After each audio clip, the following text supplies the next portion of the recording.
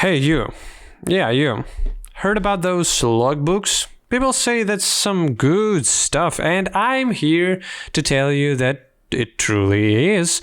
And you can farm tons of currency on League Start on logbooks without any investments, without any Atlas progression, and any Atlas points, because you don't really need them for logbooks, because they don't work there. So what am I talking about? Who's 2gen, what the hell is logbooks, and how can you make raw currency in such big amounts that you will be rich on the day 2 of the league start? Okay, so here's our Path of Exile itself. Here is the 2gen menu of you haggling items with him. Here's the things that you need to trade with him, and here's the exotic coinage that makes you that gives you an ability to do right this, and new loot in here. Okay, so basically you're farming your logbooks, which is a big map of expedition that you can buy from any players or farm yourself.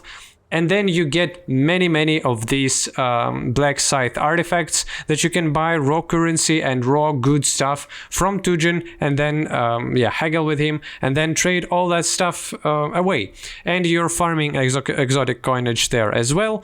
If you want more, you can buy from people, but you still can farm it just by yourself, just by running expeditions themselves in maps or logbooks only. That is possible as well. Now let's talk a little bit more again about the rewards and about the logbooks themselves, about the Black Scythe artifacts, how can you acquire them, and why this tactic is so prominent, why is it so powerful, and why do you want to really specialize in it, especially if you have a powerful build that can beat most of enemies inside those expeditions and stuff and in those logbooks. Okay, so if you've saw my recent video on expedition farming in general, what are the logbooks? Logbooks are big, again, one big location of big expedition with many explosives for you to use in there and to get many artifact rewards, and then you can use those artifacts to then to buy things from 2gen himself. Now you can farm logbooks with ease, with only 40 or close to 40 points in Atlas tree. If you don't have any currency to start this farm, you can just go in there, farm some maps, go for these 40 points, farm at least like 2, 3, 4 logbooks that have either Danig or 2gen, and then start farming those logbooks by themselves, and they will cover themselves up. You will have no troubles with refarming them, and from first pair of logbooks you will be able to make enough profit to buy more new ones to run them again, and there you go. You don't need any prior currency to do that. If you want to enjoy mapping and farm themselves by yourself, you can do just that. It will still be more than efficient, as 2gen and Danig logbooks themselves, they cost either 20-30k, something close to that. So Danig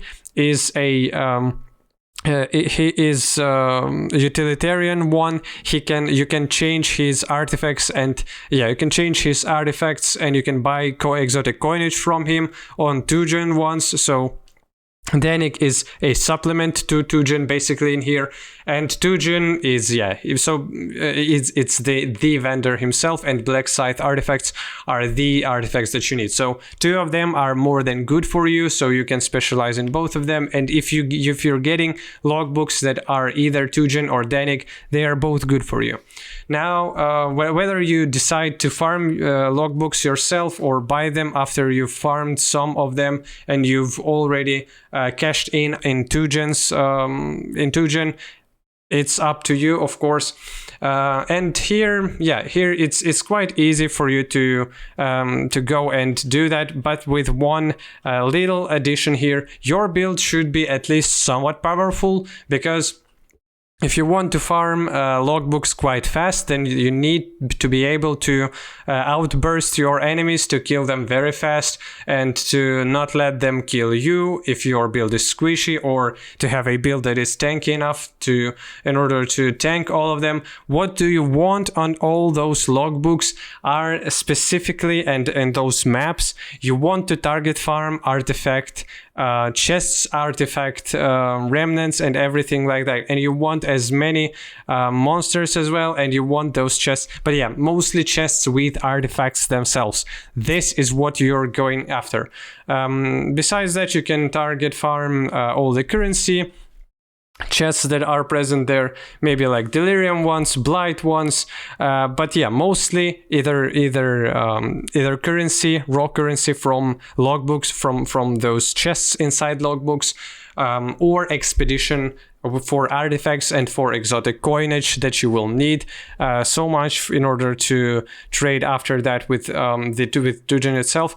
But there is one last thing that I would recommend you. So whenever you're buying anything from him, there is this simple offer that you can easily manipulate without needing to click. Your scroll will be more than fine, and you want to quite always be somewhere near 60 to 70%, because otherwise, yeah, and he will buy it. If you go way too hard on this side, and then then you will try to go there again and again, he just wouldn't sell you anything, and he will say, yeah, enough of this, I'll keep it, thank you.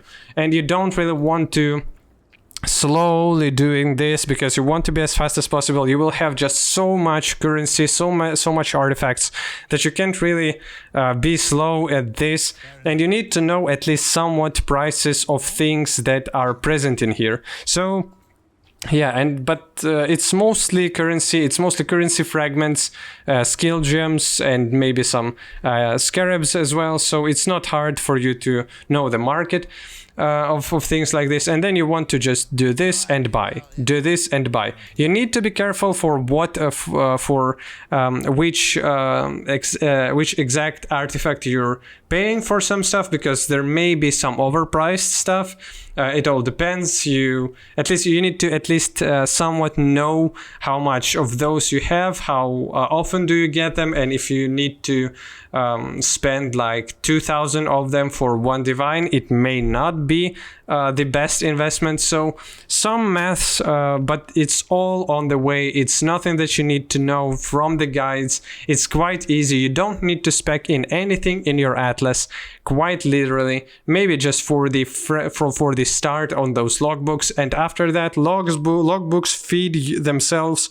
You have more currency doing that, and you're farming more and more and more, and then you're good, and they really bring you much profit.